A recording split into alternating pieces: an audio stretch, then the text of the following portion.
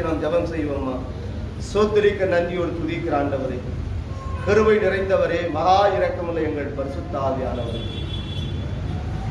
கிருபையாய் கொடுக்கப்பட்ட இயேசப்பா, இந்த நல்ல நாளை உம்முடைய கரத்தில் ஒப்புக்கொடுக்கிறோம். மனுஷனுடைய சுய கற்பனைகளை போதனையாக்கி உபதேசங்களாய் போதிக்காதபடிக்கு ஜீவனுள்ள வார்த்தை என்னவோ ஆவியானவரே எங்களோடு இடைபடும். வார்த்தையான தேவன் எங்களோடு பேசுமப்பா. என் தகப்பன் முதலாவது அந்த வார்த்தை எனக்கு பிரயோஜனமா இருக்க தேவ கிருபைக்காரன் தாழ்த்துகிறோம், அர்ப்பணித்து ஒப்பு கொடுக்கிறோம். ஆவியானவர் வந்தவர்கள் வறுமையாய் கடந்து போகாதபடிக்கு இரட்டிப்பான ஆசீர்வாதத்தோடு கடந்து போக தேவ கிருபையை தார்மப்பா. தாழ்த்துகிறோம், அர்ப்பணிக்கிறோம், ஒப்பு கொடுக்கிறோம். நசரனாகிய இயேசுவின் நாமத்தில் ஜெபிக்கிறோம். ஜீவனும் பலனும் உள்ள எங்கள் நல்ல தகப்பனே, ஆமென். ஹல்லேலூயா. நொறுகொண்ட இருதயங்களின் காயங்களை ஆற்றுகிறவர் யாரு? இயேசு கிறிஸ்து. எங்க பிரதர், நாங்க நல்லா தான் இருக்கிறோம், எங்க இருதயம் எங்க நொறுகொண்டு போயிருக்கு? உங்க வீட்டுல ஒரு பிரச்சனை வரும்போது, உங்கள் சரீரத்துல ஒரு நோய் வரும்போது, மற்றவர்களால் ஒரு நிந்தை வரும்போது, மற்றவர்கள் நிமித்தமாய் உங்களுக்கு ஒரு அவமானம் நேரிடும் போது உங்கள் இருதயம் என்ன ஆயிடுது? நொறுங்கொண்டு போயிடும். தேவனுடைய வார்த்தைகளை தேவ சமூகத்துக்கு நீங்க கடந்து வரீங்க, சத்தியத்தை அறிந்தோம் என்று சொல்றீங்க, இந்த சத்திய திருவசனங்களை நீங்க கேட்கறீங்க. மற்றவர்கள் உங்களை குற்றப்படுத்தி பேசும்போது, உங்கள் இருதயத்தை நோக முடியாத காரியங்களை செய்யும் போது உங்கள் இருதயம் என்ன ஆயிடுது? நொறுங்கொண்டு போயிடும். உங்கள் இருதயம் என்ன ஆயிடுது? பாரம் அடைஞ்சிடும். காரணம் என்ன? நான் கர்த்தருடைய பிள்ளை, தேவ நாமத்தை நம்மை மகிமைப்படுத்திட்டு வந்தேன், எனக்கு போய் இந்த உபத்திரம் இருக்கலாமா? எனக்கு போய் இந்த கஷ்டம் இருக்கலாமா? கர்த்தர் என் உடம்புல இந்த வியாதியை கொண்டு வரலாமா? நாம் என்ன பண்றோம்? நம்மை நாமே கர்த்தருடைய சமூகத்துல நீதிபதியாய் நியாயாதிபதியா நம்ம தான் நிக்கிறோம். அவரை குற்றவாளி கொண்டு நிக்க வைக்கிறோம். யார? இன்னைக்கு அநேகருடைய வாழ்க்கை பாருங்க, கிறிஸ்துவனுடைய பிள்ளைகளுடைய வாழ்க்கைகளை பாருங்க. இங்க வந்தவங்க நிறைய பேர் என்ன பண்ணிட்டாங்க? வந்தாங்க, வந்து என்ன பண்ணாங்க? கர்த்தருடைய அப்பத்தை புசித்தாங்க, தேவனுடைய சரீரத்தை புசித்தாங்க, தேவனுடைய பரிசுத்தமுள்ள ரத்தத்தை பானம் பண்ணாங்க. மறுபடியும் வாழ்க்கையில வருகிற உபத்திர கஷ்டத்தின் நிமித்தமா ஏற்படல, தேவன் நாமத்தை மகிமைப்படுத்த கடந்து வரல. இந்த நொறுங்கொண்ட இருதயங்களை காயம் கட்ட முடியாதுதான் என் தேவராய் கர்த்தர் இந்த சபையை அறிந்து தெரிந்து கொண்டு இருக்கிறார். உங்கள் இருதயம் காயப்பட்டு இருக்கிறதா? வேதம் சொல்லுகிறது, வருத்தப்பட்டு பாரம் சுமக்கிறவர்களே, நீங்கள் எல்லோரும் என்னிடத்தில் வாருங்கள், நான் உங்களுக்கு இளைப்பாறுதலை தருகிறேன். அவர் இளைப்பாறுதலை கட்டளையிடுவதற்கு அவர் வல்லமை உள்ள தேவனாக இருக்கிறார். ஹல்லேலூயா. ஏன் நம்முடைய வாழ்க்கையில இளைப்பாறுதல் இல்லை தெரியுமா? இந்த வார்த்தைகளுக்கு நாம் உண்மையாய் செவி கொடுத்து நடப்பதில்லை. இப்ப கடந்த நாட்கள் கிட்டத்தட்ட பார்த்தீங்கன்னா 3 வாரமான சிறப்புற பகுதிக்கு வரல. மனசுக்கு அவ்வளவு ஒரு வேதனை. ஒவ்வொரு வீட்டுக்கு நான் கிட்டத்தட்ட 10 மாசம் கடந்து போயிருக்கிறேன். ஒரு நாளும் ஆராதனைக்கு வரமாட்டேங்கிறாங்க. ஏன்? வேதம் சொல்லுகிறது, இந்த ஜனத்தை எனக்கென்று ஏற்படுத்தினேன், இவர்கள் என் துதியை சொல்லி வருவார்கள். காரணம் என்ன தெரியுங்களா? வேத வாக்கியங்கள் பொய் அல்ல, உண்மை. அதுக்கு சில சாட்சி இருக்கு. இயேசு கிறிஸ்து இந்த பூமியில வாழ்ந்ததுக்கும் சாட்சி இருக்கு, அண்ட சராசரங்களை சிருஷ்டித்ததற்கும் சாட்சி இருக்கு. ஹல்லேலூயா. இன்னைக்கு எருசலேம் என்ற ஒரு தேசம் இருக்கா இல்லையா? இஸ்ரவேல் என்ற ஒரு தேசம் இருக்கா இல்லையா? இருக்கா இல்லையா? வேதத்துல பெர்சியா தேசம் இருக்கு. அந்த பெர்சியா தேசம் எது தெரியுமா? இன்னைக்கு இருக்கிற ஈரான், ஈராக். ஹல்லேலூயா. பாருங்க, வேத வாக்கியங்கள் ஒவ்வொன்றும் எப்படி இருக்கு? சத்தியமா இருக்கு. பாபிலோன் தொங்கு தோற்றம், அன்று நேபுகாத்நேச்சர் காலத்தில் கட்டப்பட்ட பாபிலோன் தொங்கு தோற்றம் 7 அதிசயங்கள், அது ஒரு அதிசயம். இன்னைக்கு இருக்கு தெரியுங்களா? கிட்டத்தட்ட பார்த்தீங்கன்னா அது 4000 வருஷத்துக்கு முன்ன செய்யப்பட்ட காரியம். அந்த பாபிலோன் தொங்கு தோற்றம் எத்தனாயிரம் வருஷம்? 4000 வருஷத்துக்கு முன்ன கட்டப்பட்டது. நேபுகாத்நேச்சரால் கட்டப்பட்ட பாபிலோன் தொங்கு தோற்றம் இன்னைக்கு சாட்சி இருக்கு. பாருங்க, இயேசு கிறிஸ்துவை சிலுவையில அறைந்தாங்க தெரியுமா? கபாலஸ்தலம், இன்னைக்கு இருக்கிற கொல்கதா மலை. ஹல்லேலூயா. சாட்சி இருக்கு. பாருங்க, 4 நாட்கள் மரித்த லாசருவை உயிரோடு எழுப்பினாராம். அந்த உயிரோடு எழுப்பின லாசருக்கு பாருங்க, எருசலேமில் ஒரு தேவாலயம் கட்டப்பட்டு இருக்குது. அந்த இடத்துல லாசருக்காக ஒரு தேவாலயம் என்ன பண்ணப்பட்டிருக்கு? அந்த இஸ்ரவேல் தேசத்துல கட்டப்பட்டிருக்கு. இன்னைக்கு அது முஸ்லிம் கரங்களில் இருக்கு அந்த தேவாலயம். இது சாட்சி. பேதுடைய மாமியார் வாழ்ந்த வீடு இருக்கு, இன்னைக்கு சாட்சி. ஹல்லேலூயா. பாருங்க, பாலஸ்தீனம் இருக்கா இல்லையா? பாலஸ்தீனம் இருக்கா இல்லையா? காசா இருக்கா இல்லையா?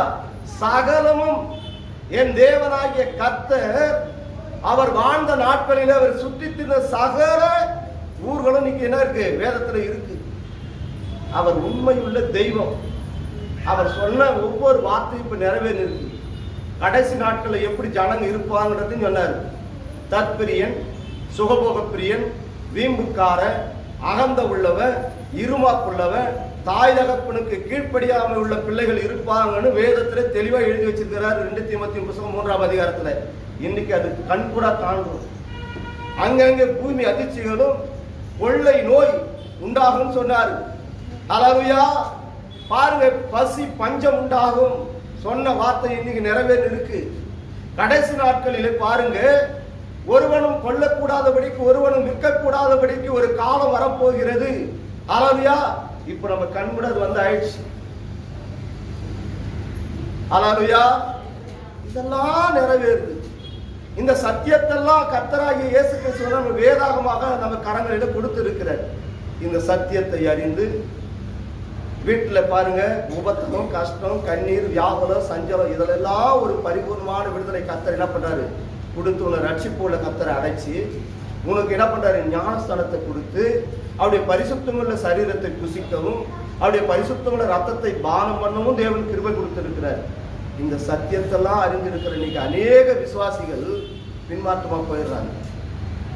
கொஞ்ச நாள் வராங்க சபைக்கு, தேவனை ஆராதிக்கிறாங்க, கர்த்தருடைய நாமத்தை மகிமைப்படுத்துறாங்க.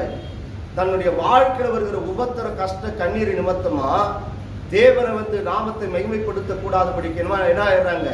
பின்மாற்றமா கடந்து போயிடுறாங்க. அதனால தான் பாருங்க, போன மாசத்துல ஒரு முடிவுக்கு வந்துட்டோம். ஏன்னா ஓடி ஓடி போய் எல்லாரையும் கூப்பிட்டு வந்து உட்காந்து கர்த்தரை ஆராதிக்கணும் அதுக்கு அவசியமே கிடையாது. அவர் மனுஷனிடத்துல பணிவிடைகளை எதிர்பார்க்கிற தேவனும் அல்ல. கோடான கோடி தூதர்கள் இருக்கிறாங்க. அவர் யாரை முன்குறித்திருக்கிறார்? அந்த ஆத்மா என் தேவனாய் கர்த்தர் ஜீவ புஸ்தகத்துல பெயர் எழுதியிருக்கிற அந்த ஆத்மா நிச்சயமாய் வரும். ஹல்லேலூயா. அவர்கள் எந்த இடத்துல போய் ஒளிஞ்சிருந்தாலும் மறைவாய் ஒருபோதும் அவங்க இருக்கவே மாட்டாங்க. உள்ளான இருதயம் துடிக்கும். இந்த நாத்திகம நம்ம போய் கர்த்தர் நாமத்தை நம்ம மகிமைப்படுத்தணும், அவருடைய நாமத்தை நம்ம பிரஸ்தாபப்படுத்தணும். அதனால கர்த்தர் சொல்ற, உணர்வுள்ள இருதயம் உண்டோ? மனுஷனுக்கு என்ன இல்லையா? உணர்வே கிடையாது. உணர்வில்லாத ஜனங்கள் இருப்பாங்க கடைசி நாட்களில. என் தேவனாய் கர்த்தர் உன்னை போகும்போது வரும்போது என்ன பண்றாரா? காக்குறவர் தேவனாய் இருக்கிறார். அவர் தூங்குகிற தேவனவல்ல, அவர் உறங்குகிற தேவனவல்ல. ஒரு வீடியோ கிளிப் பார்த்தேன். ஒரு பஸ் வந்து அந்த பஸ்ல பாத்தீங்கன்னா பாருங்க, ட்ரெயின் போறதுக்கான கொம்பு என்ன ஆகுது? தடுப்பு கீழே வருது. அப்படியே அந்த வீடியோக்குள்ள என்ன ஆகுது? நாங்க பாத்தீங்கன்னா அந்த பஸ்ஸுக்குள்ள அந்த கொம்பு நேரம் உள்ள பூந்து 20 அடி தூரத்துக்கு வெளியே வருது அந்த அந்த தடுப்பு. ஆனா உள்ள இருக்கிறவங்களுக்கு ஒரே ஒருத்தர் கூட சேதம் நடக்கல. எப்பேற்பட்ட தேவன் பாத்தீங்களா? இப்ப கடந்த நாட்கள்ல பாருங்க, வெறும் 25 பேர் மட்டும் தான் என்ன பண்ணிருக்கிறாங்க. ஹைதராபாத்ல இருந்து பெங்களூர் வர பஸ் ஒரு செகண்ட்ல ஃபுல் தீப்பிடிச்சு எரிஞ்சு ஆயிடுச்சு. எல்லாம் அப்படியே எலும்பு தோலும் அடிக்க எலும்போடு இருக்கிறாங்க எல்லாருமே உள்ள பஸ்ல படுத்துனவங்க எல்லாம்.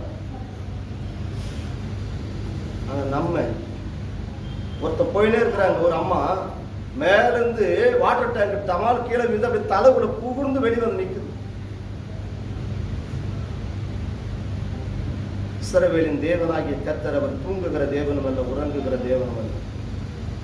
உன் மீது கண்ணை வைத்து உனக்கு ஏற்ற ஆலோசனைகளை கொடுத்து நீ நடக்க வேண்டிய வழிகள் இன்னதென்று போதித்து உன்னை புரோஜனமான வழியில கரம் பிடித்து வழி நடத்துகிறது. இந்த சத்தியத்தை அறிஞ்சிருக்கிறாங்க. வாரந்தோறும் அந்த வார்த்தைகளை கேட்கிறாங்க. மனுஷனுடைய ஆயுசு நாட்கள் எவ்வளவுங்க? 60. அவன் பலத்தின் இதுதான் 70 இல்லை 80 வயசு வரணும். பாருங்க, நம்ம வீட்டுக்கிட்ட ஃபர்ஸ்ட் கிளாஸ்ல ஒரு அம்மா இருந்தாங்க, திருசம்மான்னு சொல்லி. 4வது ரோட்லயே எங்க வீடு வாங்கிட்டு போனாங்க. நேற்று இறந்துட்டாங்க. போட்டோ போட்டு வச்சுக்கிறாங்க. போய் பாருங்க, பாத்தீங்களா? ஒரு போட்டோ இருக்குது பாத்தீங்களா? இந்த பூமியில வாழ்நாள் முழுவதும் சஞ்சலமும் வருத்தமும் தவிர இந்த பூமியில ஒண்ணுமே கிடையாது. நீங்க இந்த பூமியில வாழ நாட்கள் முழுவதும் சஞ்சலமும் வருத்தமும் தவிர இந்த பூமியில ஒன்றும் கிடையாது. ஆனா நாங்க சத்தியத்தை அறிஞ்சோன்னு சொல்றோம், தேவ வார்த்தைகளை அறிந்து கொண்டோன்னு சொல்றோம், அவர் எனக்கு விடுதலை கொடுத்தார்னு விசுவாசிக்கிறோம். குறிப்பிட்ட நாட்களில் ஓடி ஓடி போய் சத்தியத்தை சொல்றோம். பாருங்க, நான் சபைக்கு போனேன், கர்த்தர் என்னை ஆசீர்வதித்தார், என்னை உயர்த்தினார், ஒரு நன்மை எனக்கு குறை வைக்கலன்னு போய் என்ன பண்றோம், சத்தியத்தெல்லாம் ஓடி ஓடி போய் போதிக்கிறோம். ஆனா நம்ம வாழ்க்கையில ஒரு உபத்திரம் வரும்போது, ஒரு கஷ்டம் வரும்போது, ஒரு கண்ணீர் வரும்போது, நம்முடைய வாழ்க்கையில வியாகுலங்கள் சஞ்சலங்கள் வரும்போது தேவனை தூக்கி மறுபடியும் சிலுவை எடுத்து மாட்டி விட்டுட்டு நம்ம என்ன பண்றோம், ஐயோ போ ஏசப்பா இருக்கிறாரா இல்லையா, என் கஷ்டம் இன்னும் தீரலை, என் கண்ணீர் மாறலை, என் விபத்தனம் மாறல, என் தேவைகள் இன்னும் சந்திக்கப்படலை. ஹல்லேலூயா. நீ ஓடி ஓடி பாருங்க. அதனால தான் வேதம் சொல்லுகிறது, மனுஷன் உலகத்தை முழுவதும் ஆதாயப்படுத்தினால் தன் ஆத்மாவை நஷ்டப்படுத்தினால் அவனுக்கு லாபம் என்ன? உலகத்தை முழுவதும் நீங்க ஆதாயப்படுத்துறீங்க, இந்த உள்ளான ஆத்மா வந்து நஷ்டப்பட்டுச்சுன்னா உனக்கு லாபம் என்ன? பாருங்க, மண்ணான மனுஷன் மண்ணுக்கே திரும்ப கடவன். நீங்க மண்ணால் உருவாக்கப்பட்டவங்க, மண்ணுக்கு தான் போதும் இந்த சரீரம். ஹல்லேலூயா. பாருங்க, நீங்க போங்க சுடுகாட்டுக்கு போங்க, அங்க ஹரிச்சந்திரா காட்டுக்கு போனவங்க நீக்கி சவத்தை உள்ள அனுப்புறாங்க. நாளைக்கு காலையில் போனா கையில புடத்துல கொடுத்து அனுப்புறாங்க, ஒரு பானையில கொடுத்து அனுப்புறாங்க சாம்பல். இப்போ 1 ஹவர்ல கொடுத்துறாங்களா? காலையில் பூத்து மாலையில் காணாமல் போகின்ற புஷ்பத்திற்கு சமம் உன் ஆயுஷ் நாட்கள் எவ்வளவு நாள் இந்த பூமியில. ஆனா வானத்தையும் பூமியை உண்டாக்கின சர்வ வல்லமை உள்ள தேவனை என்ன பண்ற, கிரியைகளினால நம்ம மறுதளிக்கிறோம். அதனால தான் நம்முடைய வாழ்க்கையில வந்து இன்னும் ஆசீர்வாதம் இல்லை. சங்கீதம் 23 கடைசியில் 6 என்ன சொல்றது, நன்மையும் கிருபையும் நம்மள தொடரணுமா? எப்ப தொடரும்? இரவும் பகலும் என் வேதத்தின் மீது பிரியமா இருக்கிற மனுஷன் பாக்கியவான். நீங்க வேதத்தை இரவும் பகலும் தியானித்தால் மாத்திரம்தான் நன்மையும் கிருபையும் உன்னை தொடரும். நாங்களும் சர்ச்சுக்கு போனோம், நாங்களும் போய் கர்த்தரை ஆராதிச்சோம், கர்த்தர் நாமத்தை மகிமைப்படுத்தணும். இன்னும் என் தரித்திரம் நீங்கல, என் கஷ்டம் நீங்கல, என் கண்ணீர் நீங்கல, என் வியாகுலங்கள் நீங்கல, என் சஞ்சலங்கள் நீங்கல, என் உடம்புல இருக்கிற வியாதி நீங்கல. எப்படி நீங்கும்? நீங்காது, கடைசி வரைக்கும் நீங்காது. காரணம் என்ன? உன்னை அழைத்த தேவன் உண்மை உள்ளவர், சகலவனுக்கு சாட்சியா இருக்கு. இன்னும் அம்மானப்பா நீங்க நம்புறீங்களா? இன்னும் கரெக்டா எண்ணி ஒரு 10 வருஷத்துக்குள்ள பாத்தீங்கன்னா பயோசிப் கண்டிப்பா வந்துடும். வெளிப்படுத்தின விசேஷம் 13ஆம் அதிகாரத்தில் சொல்லப்பட்ட வார்த்தை நிறைவேறிடும். நீங்க அமேசான்ல என்ன பண்ணிருக்காங்க தெரியுங்களா? உலகம் தழுவின ஒரு காரியத்தை செஞ்சிருக்கிறாங்க அமேசான் கம்பெனில.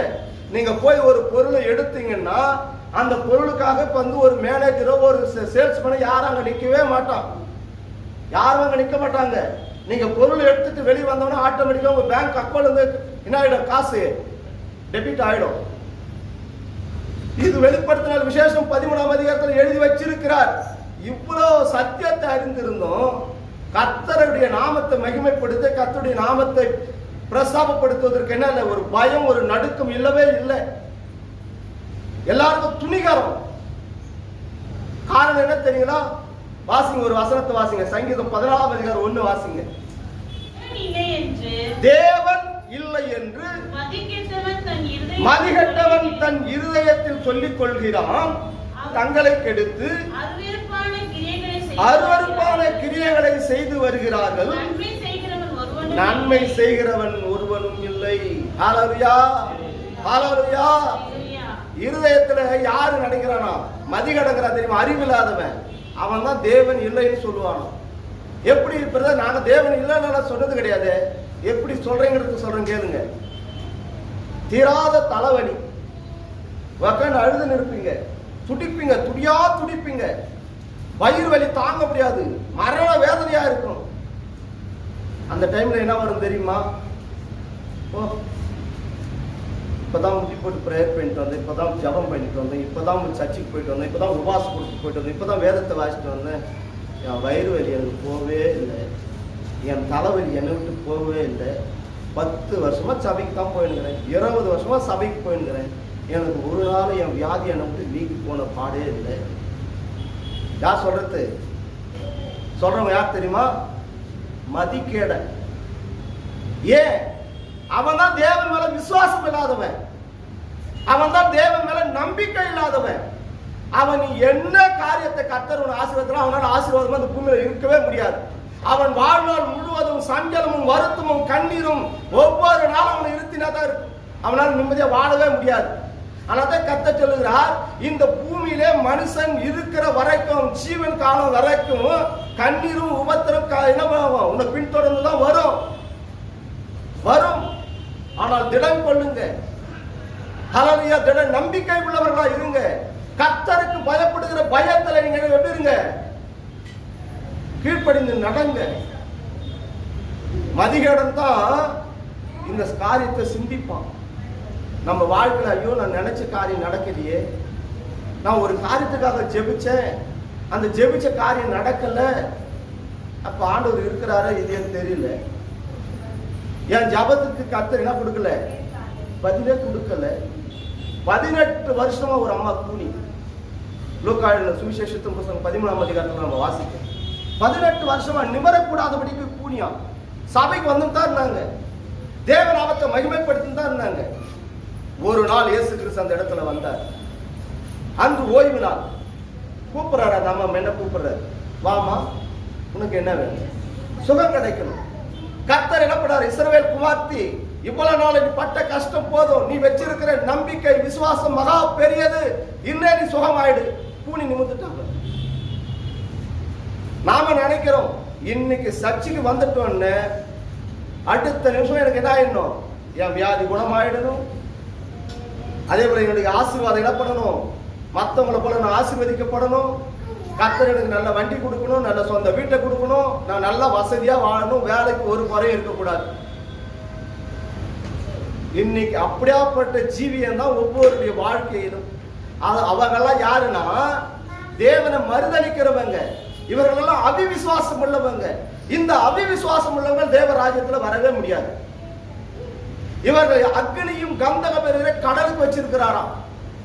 நாம நினைக்கிறோம் நாங்களும் சர்ச்சுக்கு தான் போறோம், அவங்க சர்ச்சுக்கு தானே போயிட்டு இருந்தாங்க, 10 வருஷமாச்சு 20 வருஷமா ஆயிடுச்சு போயிட்டு தான் இருந்தாங்களே, நீங்க ஏன் போக மாட்டேங்கிறாங்க?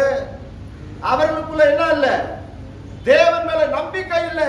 இவர்கள் மதிகேடு உள்ளவர்கள், அறிவில்லாதவங்க, தேவனை அறிகிற அறிவு இல்லை. காரணம் என்ன? இந்த தேவனுடைய திருவசனமுடைய இருதயத்திலே தங்கி தாபரிக்கவில்லை. ஹல்லேலூயா, ஹல்லேலூயா. கொஞ்சம் நினைச்சு பாருங்க, மனுஷனுடைய ஆயுசு நாட்கள் எவ்வளவு நாள் இந்த பூமியில? அந்த வாழ்நாள் முழுவதும் சஞ்சலம் வருத்தம் வருந்தான். ஆனாலும் நீங்கள் திடன் கொள்ளுங்க, இந்த உலகத்தை நான் ஜெயித்தேன். பரிசுத்த ஆவியானவர் உனக்குள்ள அவர் வாசம் பண்றார். அந்த தெய்வம் உனக்குள்ள இருக்கும்போது கர்த்தர் என்ன பண்ணுவாராம்? ஏற்ற சமயத்தில் உனக்கு உயர்த்துவார். அவர் பலத்த கரத்துக்குள்ள நீங்க அடங்கிருங்க. 18 வருஷம் அந்த அம்மா சபைக்கு வந்தாங்க. கூனி நிமரப்பட்டது. இதான் விசுவாசம், இதான் நம்பிக்கை. மரணமே ஆனாலும், என் ஜீவனே ஆனாலும், என்னை தப்பிவிப்பதற்கு வல்லமை உள்ள தேவன் என்னோட கூட இருக்கிறார். அந்த நம்பிக்கை வேணும். அதனால வேத வார்த்தைகளை நீங்க என்ன பண்ணுங்க? ஆராய்ந்து பாருங்க. யோவான் எழுதின சுவிசேஷம் 5:39 என்ன சொல்லுகிறது? வேத வாக்கியங்களை ஆராய்ந்து பாருங்கள், அவை என்னை குறித்து என்ன கொடுக்குது? சாட்சி கொடுக்கிறது. அது உங்களுக்கு நித்திய ஜீவனை கொடுக்கிறது. அவரை குறித்து நீங்க ஆராய்ந்து பாருங்க. ஏசாயா தீர்க்கதரிசி புத்தகம் 53 என்ன சொல்லுகிறார்? கர்த்தர் அவருடைய தழும்புகளாலே சுகமாகவும். அதை குறித்து கேளுங்க. ஏன் ஆண்டவர் எனக்கு சுகத்தை கொடுக்கல? நீங்க சொல்லி இருக்கிறீங்க உங்களுடைய தழும்புகளாலே சுகமாகும் சொல்லி இருக்கிறீங்களே, எனக்கு சுகத்தை கொடுங்க. அவருடைய கிருபையின் ஐஸ்வர்யத்தினாலே உன்னை நிரப்புவதற்கு வல்லமையுள்ள தேவன். எபேசியர் நிருபம் 1ஆம் அதிகாரம் 7 சொல்லுகிறார் கர்த்தர். அவருடைய கிருபையின் ஐஸ்வர்யம். ஹல்லேலூயா. அதை குறித்து கேளுங்க. சிங்க குட்டிகள் தாட்சி அடைந்து பட்டினியா இருக்கும். கர்த்தரை தேடுகிற பிள்ளைகளுக்கு ஒரு நன்மையும் குறைபடாது. சிங்கக்குட்டி இருக்கு தெரியுமா? காட்டுல இருக்கு சிங்கக்குட்டி, பட்டினியா கிடக்குமா? ஆனா அவரை தேடுறதுக்கு ஒரு நன்மையும் குறைபடாது. இந்த வாக்கு தத்துவத்தை வச்சு கேட்கணுங்க. கர்த்தர் என் மேய்ப்பனா இருக்கிறார், நான் ஒருபோதும் தாட்சி அடையேன். என்னை புல்லுள்ள இடங்களில் மேய்த்து அமர்ந்த தண்ணீரை கொண்டு போய் என்னை சேர்ப்பார். ஹல்லேலூயா, ஹல்லேலூயா. நன்மையும் கிருபையும் என்னை பின்தொடரும். சங்கீதம் 23 வாசிக்கிறோம். நன்மையும் கிருபை உன்னை பின்தொடரணுமா? அவர் எனக்கு மேய்ப்பரா வச்சுக்கோங்க.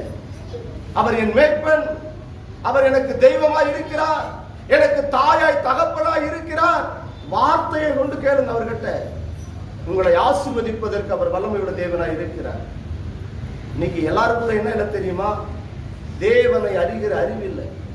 அதனால்தான் சபைக்கு வராங்க, கொஞ்ச காலம் நிற்கிறாங்க, கற்பாறையின் மேல் விதைக்கப்பட்ட விதைகளாய் முளைக்கிறாங்க, வேறு இல்லாதபடிக்கு அவங்க செத்து போயிடுறாங்க. இவங்க யாரா? மதிகேட. வாசிங்க, நெக்ஸ்ட் வாசிங்க. தேவனை தேடுகிற உணர்வுள்ளவன் உண்டோ என்று பார்க்க கர்த்தர் பரலோகத்திலிருந்து மனுப்புத்திரனை கண்ணோக்குகிறார். உணர்வே இல்லையா? கர்த்தர் என்ன பண்றாரா? மனுஷரை பார்க்கிறார், உணர்வே கிடையாது. என்னை தேட மாட்டேங்கிறாங்க, என்னை உண்மையா ஆராதிக்க மாட்டேங்கிறாங்க, ஒரு பயத்தோடு ஒரு பக்தியோடு கர்த்தருடைய நாமத்தை மகிமைப்படுத்த மாட்டேங்கிறாங்களே. அவர் என்ன பண்றாரா? மனுபுத்திரனை பரலோகத்திலிருந்து அவர் கண்ணோக்குகிறார். அதனால வேதம் சொல்லுகிறது, தேவனுடைய கண்கள் எப்பொழுதும் என்ன பண்ணுதா? உங்களையே உற்று நோக்குகிறது. மனுஷர் காண்கிற பிரகாரமாய் காண்கிற தேவன் அல்லவே அல்ல. அவர் எப்பொழுதும் உன்னை என்ன பண்றாரா? பார்த்து நேர்கிறார். அவருடைய கண் உன்னை எப்பொழுதும் நோக்கி கொண்டே இருக்கிறது. அந்த உணர்வு நமக்கு வேணும். அவங்களை மாத்திரம் கர்த்தருக்கு யார் பயந்துக்கிறாங்களோ அவரை மாத்திரம் கர்த்தர் நோக்கி பார்ப்பார், அவர்களை மாத்திரம் ஆசீர்வதிப்பார். ஏன் நமக்குள்ள ஆசீர்வாதம் இல்லை தெரியுமா? தேவனுக்கு பயப்படுகிற பயம் இருந்துச்சுன்னா நீங்க வேலைக்கு போயிருக்க மாட்டாங்க. தேவனுக்கு பயப்படுகிற பயம் இருந்தா நீங்க வீட்டுல உட்காந்துன்னு டிவி பார்த்துக்கின்னு நீங்க சீரியல் பார்த்துன்னு உட்காந்து இருக்க மாட்டாங்க. தேவனுக்கு பயப்படுகிற பயம் இருந்ததுனாக்கா அங்க என்ன பண்ண மாட்டாங்க? ஊர்கதையை பேசின்னு உட்காந்து இருக்க மாட்டாங்க. அதனால கர்த்தர் சொல்லுகிற, பரியாசக்காரர் உட்கார இடத்தில் உட்காராமலும் பாவிகளுடைய வழியில் இல்லாமலும் இரவும் பகலும் என் வேதத்தின் மீது பிரியமாய் இருக்கிற மனுஷன் பாக்கியவான். இன்னைக்கு ஏன் கர்த்தருடைய பிள்ளைகளுடைய வாழ்க்கையில ஆசீர்வாதம் இல்லை தெரியுமா? மதிகேடு உள்ள பிள்ளைகளா இருக்கிறாங்க. சத்தியத்தை அறிஞ்சன்னு சொல்றாங்க, வேத வாக்கியங்களை நாங்க தெரிஞ்சேன்னு சொல்றாங்க, வாரந்தோறும் வந்து நாங்க என்ன பண்ணுறாங்க, சபைக்கு கடந்து போனோம்னு சொல்றாங்க, அநேக மீட்டிங்களுக்கு கடந்து போனோம்னு சொல்றாங்க. ஆனா இன்னும் வரைக்கும் தரித்திரமும் கஷ்டமும் கண்ணீரும் வியாபனமும் சஞ்சலமும் அவருடைய வாழ்க்கையில ஒரு நாளும் என்ன இல்லை, சமாதானம் இல்லை. கர்த்தர் சொல்றாரு, உலகம் தரக்கூடாதவை சமாதானத்தை நான் உனக்கு வைத்து போகிறேன். சீசர்களுக்கு சொல்றாரு, உலகமே தராதுப்பா அந்த சமாதானம், என் சமாதானத்தை நான் உனக்கு கொடுக்கிறேன். ஏன் அந்த விசுவாசம் உனக்குள்ள இல்ல? ஹல்லேலூயா. நீங்க ஜனங்களுடைய சிந்தனைகள் எண்ணங்கள் எப்படி இருக்குன்னா, இந்த பூமியில தன்னுடைய சுய இச்சையில ஓடி ஓடி போடி உலகத்தெல்லாம் ஆதாயப்படுத்தின்னு ஓடுறான். ஒரு காரியத்தை ஒரு இட பண்ண முடியாதான். இந்த முடியை யாராவது கருப்பாக்க முடியுமா? முடி வெள்ளையா மாறிடுச்சு, பர்மனண்டா கருப்பா மாத்திர முடியுமா? தலையில் இருக்கிற முடி கீழே விழுந்து போச்சு, மறுபடியும் அதில் எடுத்து அதே இடத்துல வச்சு வளர வைக்க முடியுமா? அதுதான் இது கர்த்தர் இதுக்கு ஒப்பா சொல்லி விட்டார். நாம என்ன பண்றது தெரியுமா? விசுவாசம் இல்லை. உபாகம் 28ஆம் அதிகாரத்தில் கர்த்தர் என்ன சொல்றாரு? உன்னை வாளாக்காமல் தலையாக்குவேன், கீழாக்காமல் மேலாக்குவேன். ஏன் அந்த வாக்குத்தத்தம் வாழ்க்கையில் நிறைவேறாதா?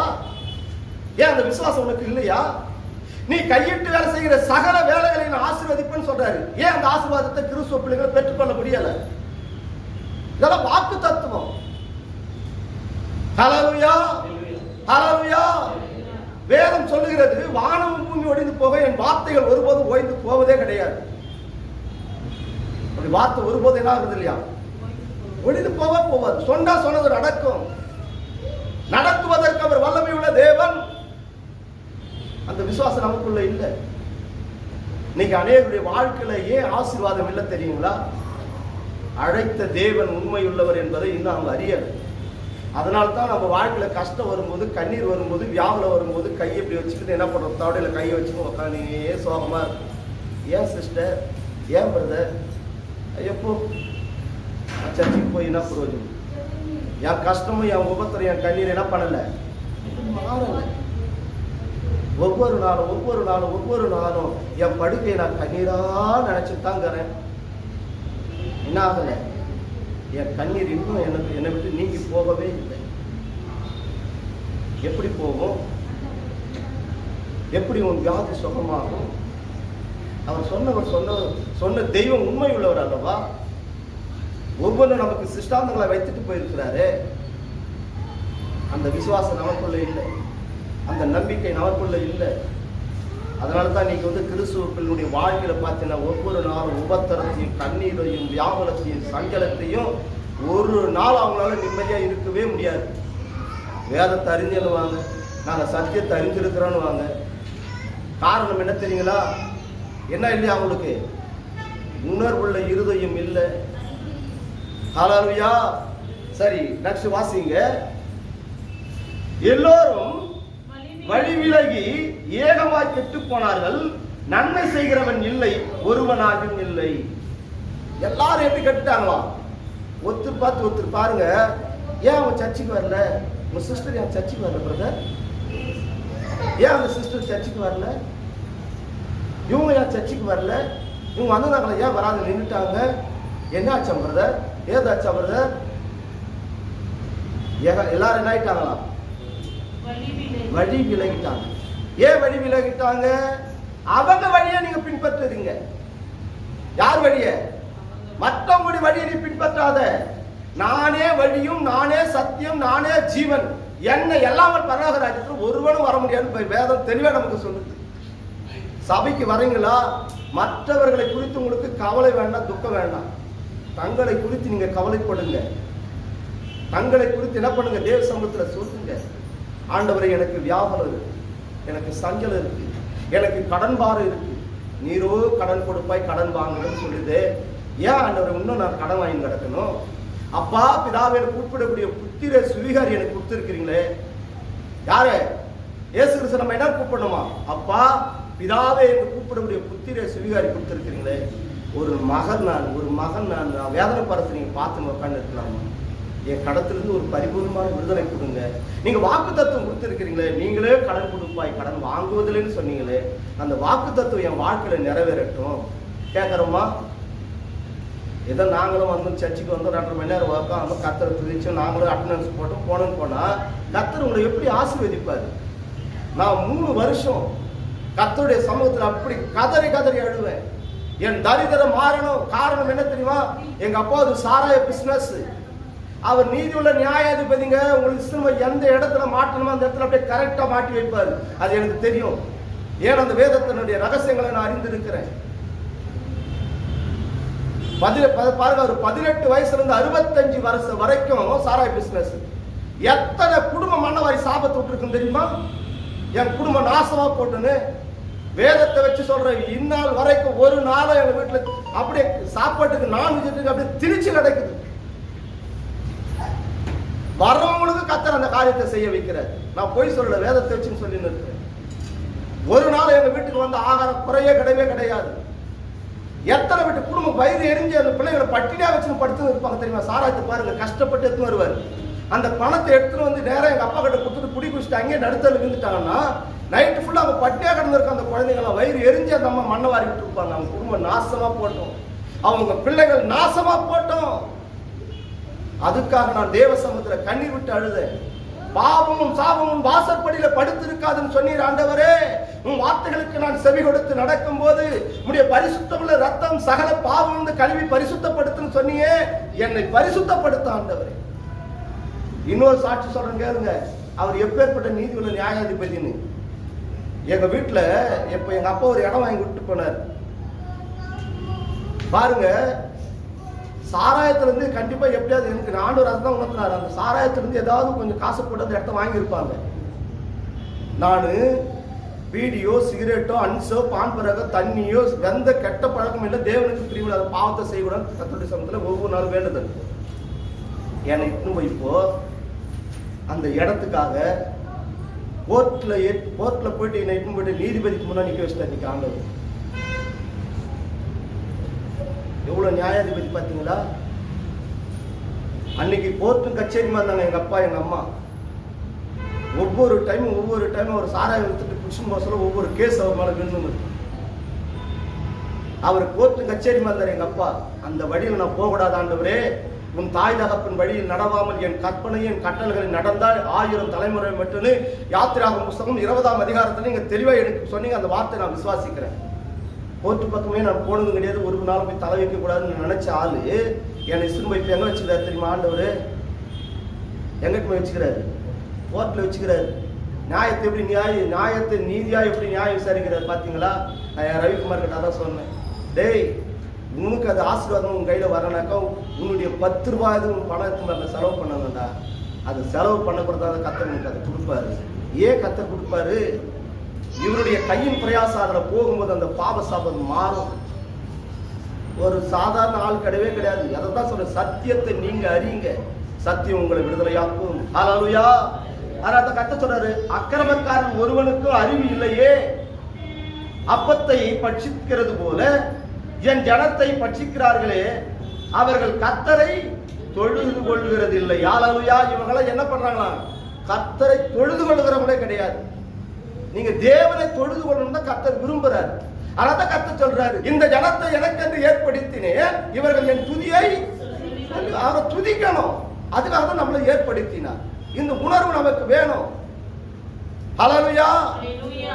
முற்பிதாக்கள் என்ன பாவத்தை செஞ்சாங்க, முற்பிதாக்கள் என்ன அக்கிரமத்தை செஞ்சாங்க, அது எங்களை பின்தொடரக்கூடாது ஆண்டவரே. என் வாழ்க்கையில் அது வரவே கூடாது. ஹல்லேலூயா.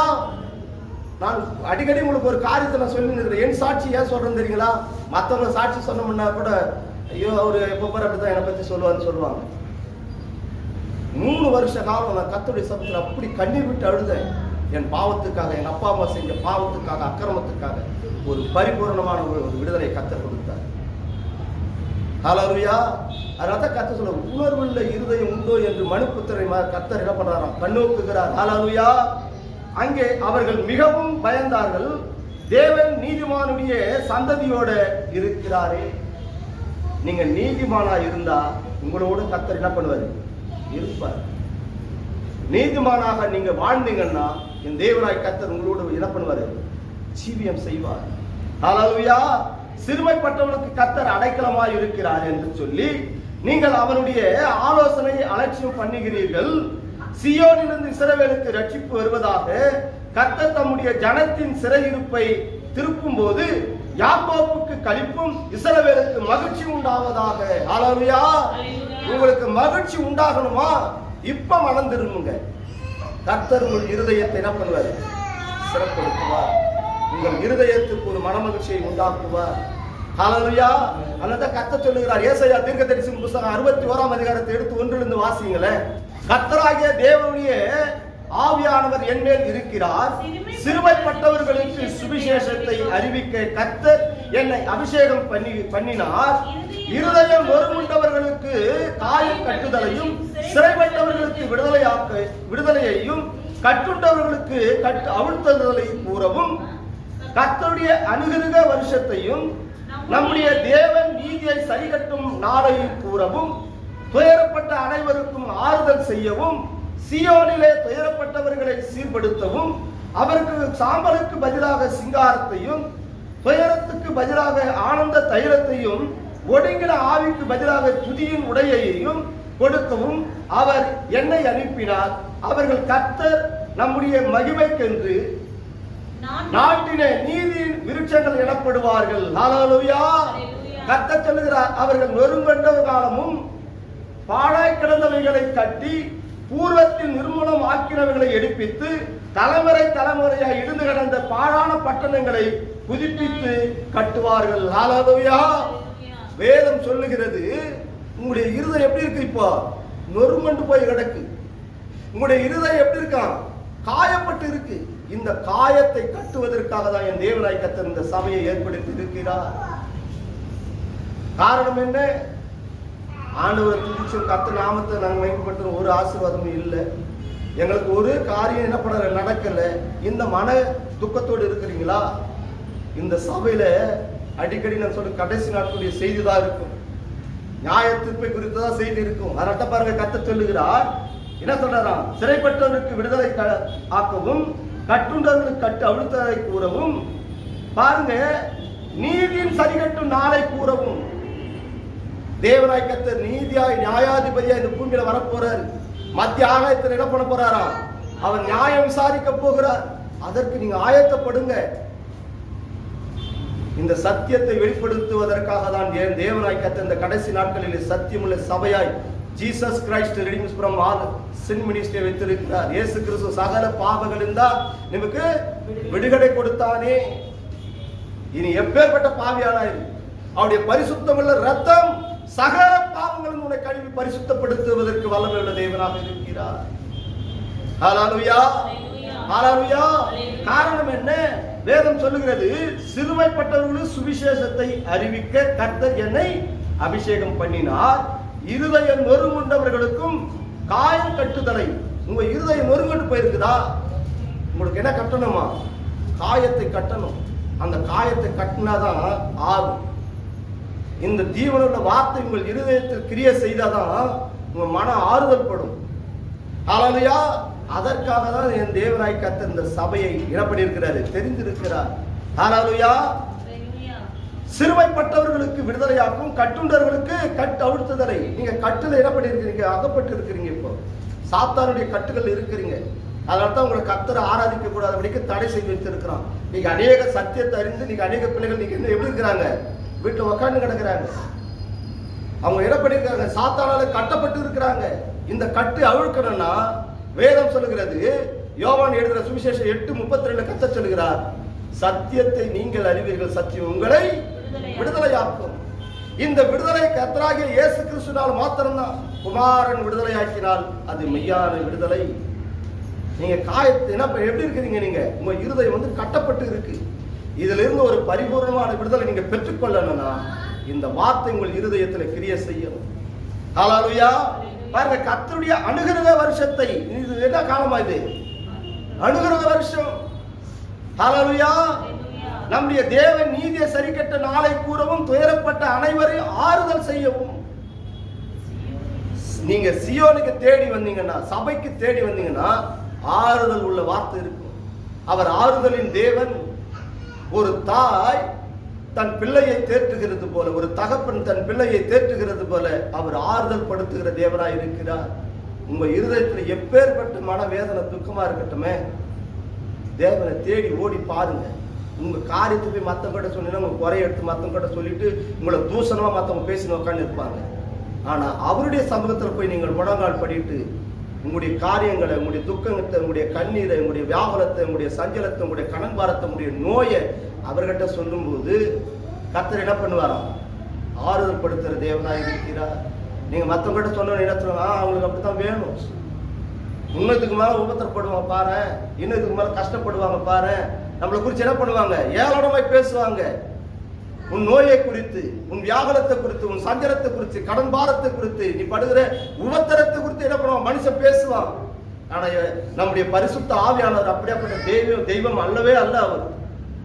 ஆனா அவர் மேல என்ன இல்லை? நமக்கு நம்பிக்கை இல்லை, விசுவாசம் இல்லை. நீங்க எல்லாருடைய இருதயம் நொறுங்கொண்டு போய் கிடக்குது. காரணம் என்ன? மதிகேடு, அறிவே இல்லை. தேவனை அறிகிற அறிவு இல்லை, சத்தியத்தை அறிகிற அறிவு இல்லை. அதனால்தான் நீங்க அநேகருடைய வாழ்க்கையில பார்த்தீங்கன்னா உபத்திரமும், கஷ்டமும், கண்ணீரும், வியாபனமும், சஞ்சலமும் அப்படியே அவங்க இருதயத்தை என்ன பண்ணுது? நொறுக்கின்னு இருக்கு, இருக்குன்னு இருக்கு. ஹல்லேலூயா, ஹல்லேலூயா. அதனால்தான் கர்த்தர் சொல்றார், சீயோனிலே துயரப்படுகிறவர்களை சீர்படுத்தவும், அவருக்கு சாம்பலுக்கு பதிலாக சிங்காரத்தை. சாம்பலத்தை மூஞ்சில பூசிக்குமா? பூசிக்கிறோமா? ஆனா இப்ப சர்ச்சுக்கு வரதுக்கு போய் கடனிக்கு முன்ன நம்ம பண்ற அட்டுழிங்குது. தலை வாரத்து என்னாகும், முடி எடுத்து ஸ்டைல அப்படி விடுறது என்னாகும், கண்ணுக்கு மை, துருவத்துக்கு ஒரு மை, கண்ணுக்கு ஒரு மை, வாய்க்கு போற லிப்டுக்கு கண்ணுக்கு வர சிங்காரிக்கிறோம். நம்மள சிங்காரிச்சு அங்க உன்னை பார்க்க போற கர்த்தருங்க, உங்க உருவத்தை பார்க்கற கர்த்தர் எதை பார்க்கிறாராம்?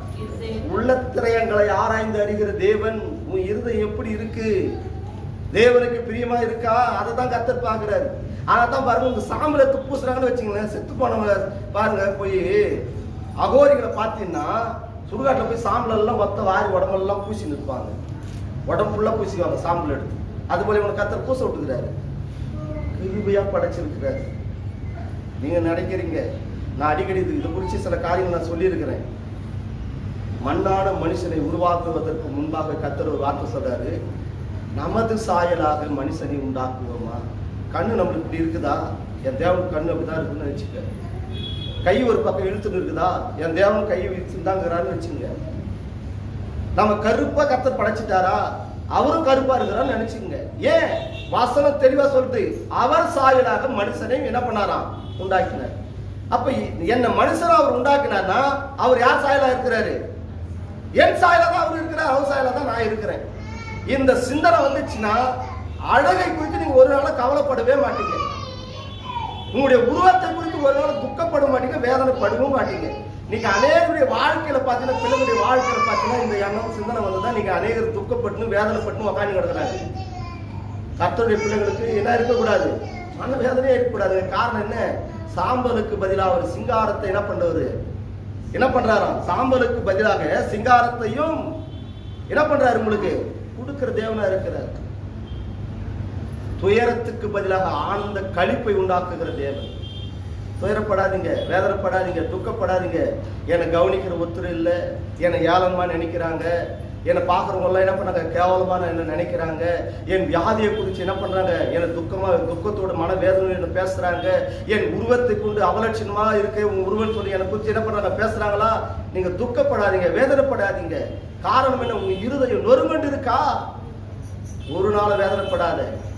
மதிகேடன் தான் இதை குறித்து சிந்திப்பான். அறிவில்லாதவன் தான் இதை குறித்து என்ன பண்ண மாட்டான்? யோசனை பண்ண மாட்டான், அதை குறித்து சிந்திக்க மாட்டான்.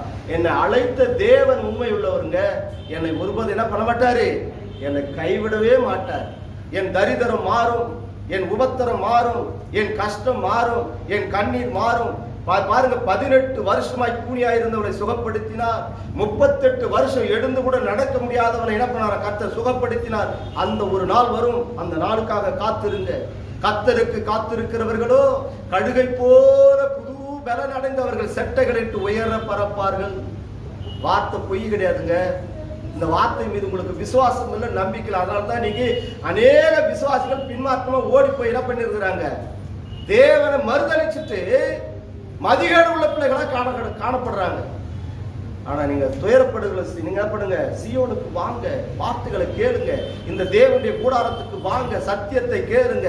இந்த வார்த்தை உங்கள் இருதயத்தை என்ன பண்ணும்? சிறப்படுத்தும், உங்கள் காயங்களை ஆற்றும், உங்களுக்கு சந்தோஷத்தையும் மகிழ்ச்சியும் உண்டாக்கும். ஹல்லேலூயா, ஹல்லேலூயா. முழங்கால் படியிடுவோமா? நாம் தேவ சமூகத்திலே கேட்போமா? சோத்திரிக்கிற நன்றியோடு துதிக்கிற ஆண்டவரே, நான் மதிகேடு உள்ளவனாய் உள்ள நாட்களாய் என் நாட்களை கழித்து விட்டேனப்பா. என் இருதயத்தை சிறப்படுத்தும் ஆண்டவரை. இன்று கேட்ட வார்த்தையின் பிரகாரமாய் ஆண்டவர் வேதம் சொல்லுகிறது, ஈசோப்பிலே என்னை சுத்திகரியும் ஆண்டவரே. அப்பா, எனக்கு சுத்த இருதயத்தை எண்ணில் சிருஷ்டியும் ஆண்டவரே. அந்த நிலைவரமான ஆவி இப்பொழுது என் இருதயத்தில் ஊற்றும் என் தகப்பனே. உடைய பாதத்தில் என்னை தாழ்த்தி அர்ப்பணித்து ஒப்பு கொடுக்கிறோம். மனுஷனுடைய இருதயம் மகா கேடும் கிறுக்குள்ளதாய் காணப்படுகிறது. லௌகிக கவலையப்பா, உலகத்தை நினைத்து உலக காரியங்களை குறித்தே என் இருதயம் சிந்தித்து என் தகப்பனே உம்மை மறுதளித்தே ஆண்டவரை உம்மை விட்டு நான் தூர கடந்து போனேன். ஆண்டவரே, உம்முடைய வார்த்தைகளுக்கு நான் உண்மையாய் செவி கொடுத்து நடக்கவில்லை அப்பா. என்னை தயவாக மன்னியும். அவிவிசுவாசம் உள்ளவன் கர்த்தருக்கு அருவருப்பானவன். இந்த அவிவிசுவாசம் உள்ளவன் தான் ஆண்டவரே தேவன் இல்லை என்று மறுதலிப்பான். ஆண்டவரே எசப்பா, அவிவிசுவாசம் உள்ளவன் இரண்டாம் மரணமாகிய அக்கினியும் கந்தகம் எறிகிற கடலுக்கு நான் வைத்திருக்கிறேன் என்று சொன்னீரே. இந்த சத்தியத்தை அறிந்திருந்தோம் துணிகரமாய் எசப்பா. இயேசுவே, என் வாழ்க்கையிலே இயேசப்பா ஒரு நம்பிக்கை விசுவாசம் இல்லை. ஆண்டவரே, நீர் என்னோட கூட இருக்கிறீர், என் இருதயத்தில் வாசம் பண்ணுகிறீர். நான் நினைத்த காரியம் நடக்காதபடிக்கு தடையாய் காணப்படும் போதெல்லாம் என் இருதயம் நொறுமண்டு போய் காணப்படுகிறது. ஆண்டவரே, நான் உண்மை கர்த்தாவை வார்த்தையினாலும் கிரியைகளினாலும் ஆண்டவரே என் இருதயத்தின் நினைவுகளினாலும் ஆண்டவரை துக்கப்படுத்தினேன். ஆண்டவரே, என்னை ஈசோப்பிலே என்னை சுத்திகரியோ, உம்முடைய பரிசுத்தமுள்ள ரத்தத்தினாலும் என்னை கழுவி என்னை பரிசுத்தப்படுத்தும். ஆண்டவரே, பரிசுத்தப்படுத்தும். கரத்தில் எங்களை தாழ்த்தி அர்ப்பணித்து ஆண்டவரே, நம்முடைய பாதத்தில் எங்களை தாழ்த்தி அர்ப்பணித்து ஒப்பு கொடுக்கிறோம். நீ நல்லவர் ஆண்டவரே. எதை செய்தாலும் எங்களுக்கு நன்மை செய்கிற தேவன் ஆண்டவரே. எதை செய்தாலும் நன்மை செய்கிற தேவன் அப்பா. உள்ளதை உள்ளதென்றும் சத்தியத்தை சத்தியத்தின் பிரகாரம் போதிக்கவும் வார்த்தைகளுக்கு நாங்கள் உண்மையாக செவி கொடுத்து நடக்கும் எங்களோடு இடைபெற்றீர் ஆண்டவரே. இனி நாங்கள் ஆண்டவரே எங்கள் இருதயத்தில் அபிவிசுவாசம் வராதப்பா. ஆண்டவர் அடைந்த தேவனை நாங்கள் நம்புகிறோம். என் தேவப்பன் என்னை கைவிட மாட்டீர் ஆண்டவரே. ஆண்டவரே, உடைய பாதத்தில் என்னை ஒப்பு கொண்டிருக்கிறோம். உடைய தடும்புகளாலே சுகமானம் என்று வேதம் சொல்லுகிறேன். இஸ்ரவேலை ஆசீர்வதிப்பதே தேவனுக்கு பிரியம் என்று சொன்னீர் ஆண்டவரே. எங்களை ஆசீர்வதியும், எங்களை பலப்படுத்தும், இந்த கிருபையினால் வழி நடத்தும் ஆண்டவரே. உள்ளத்தின் ஆழத்தில் மனம் கசந்து ஆண்டவரே தேவனே உடைய சமூகத்தில் விண்ணப்பங்களை ஏறெடுக்கிற ஒவ்வொரு பிள்ளைகளுக்கும் உன்னதத்திலிருந்து ஆசீர்வாதத்தை தாரும். கர்த்தரின் மேய்ப்பராயிருக்கிறீர், நாங்கள் ஒருபோதும் தாட்சி அடையோம் ஆண்டவரே. கரத்திலே தாழ்த்துகிறோம், அர்ப்பணித்து ஒப்பு கொடுக்கிறோம். இயேசுவின் நாமத்தில் ஜெபிக்கிறோம். ஜீவனும் மரணமுள்ள எங்கள் நல்ல